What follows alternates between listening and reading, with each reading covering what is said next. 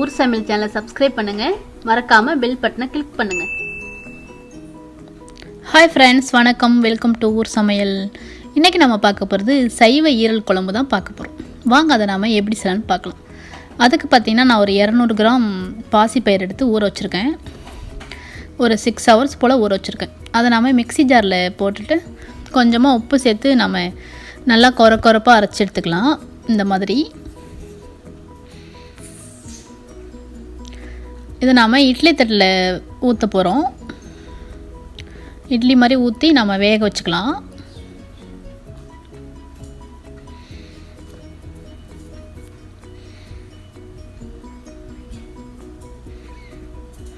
இது நல்லா ஒரு 10 நிமிஷம் போல் வேகட்டும்.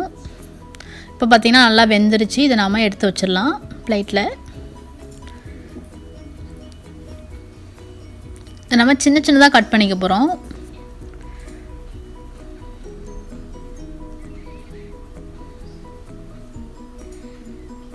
நல்ல சாஃப்டாக இருக்குது பாருங்கள்.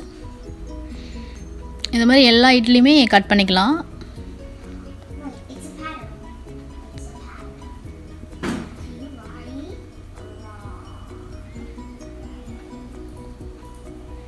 அடுத்ததாக பார்த்தீங்கன்னா அடுப்பில் ஒரு கடாயை வச்சுருக்கேன். ஒரு 4 ஸ்பூன் போல் நல்லெண்ணெய் ஊற்றிக்கலாம். தாளிக்கிறதுக்கு 1 ஸ்பூன் அளவுக்கு சோம்பு போட்டுக்கலாம். சோம்பு நல்லா பொரிஞ்சோன்னே பொடியாக கட் பண்ணி வச்சுருந்த ஒரு பெரிய வெங்காயத்தை போட்டுக்கலாம். இதை நம்ம நல்லா வதக்கிக்க போகிறோம். கருவேப்பிலையும் போட்டுட்டு நல்லா பொன்னீர் ஆகிற வரைக்கும் வதக்கிக்கலாம்.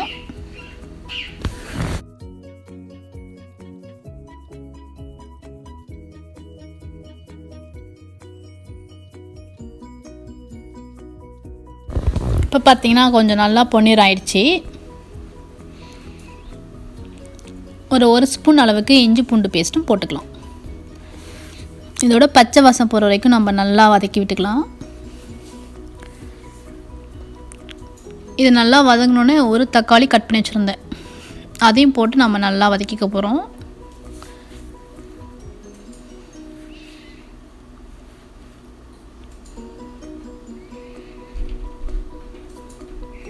நம்ம தக்காளி கூட உப்பும் போட்டுக்கலாம். நல்லா தக்காளி மசிகிற அளவுக்கு நல்லா வதக்கி விட்டுக்கலாம்.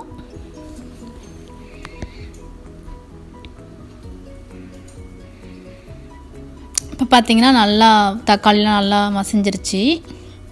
இந்த நேரத்தில் 3 ஸ்பூன் அளவுக்கு குழம்பு தூள் போட்டுக்கலாம்.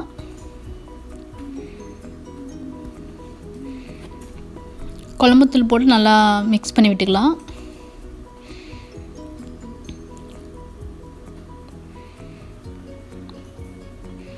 இப்போ நல்லா வதங்கிருச்சு. நமக்கு எந்த அளவுக்கு குழம்பு வேணுமோ அந்த அளவுக்கு தண்ணி ஊற்றிக்கலாம். நான் வந்து அந்த பாசிப்பயிறு ஊற வச்ச தண்ணியை ஊற்றிருக்கேன், தண்ணியை வேஸ்ட் பண்ணாமல். இதை நம்ம நல்லா மிக்ஸ் பண்ணி விட்டுட்டு மூடி வச்சு ஒரு 15 நிமிஷம் போல் நல்லா கொதிக்க வச்சுக்கலாம். மிளகாத்தூளில் இருக்கிற பச்சை வாசம்லாம் போகிற அளவுக்கு.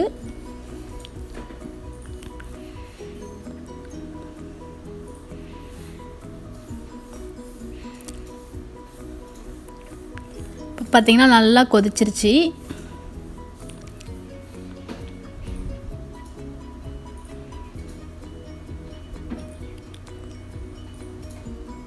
நம்ம கட் பண்ணி வச்சுருந்த ஈரல்லாம் இதில் போட்டுக்கலாம். நல்லா மிக்ஸ் பண்ணி விட்டுக்கலாம்.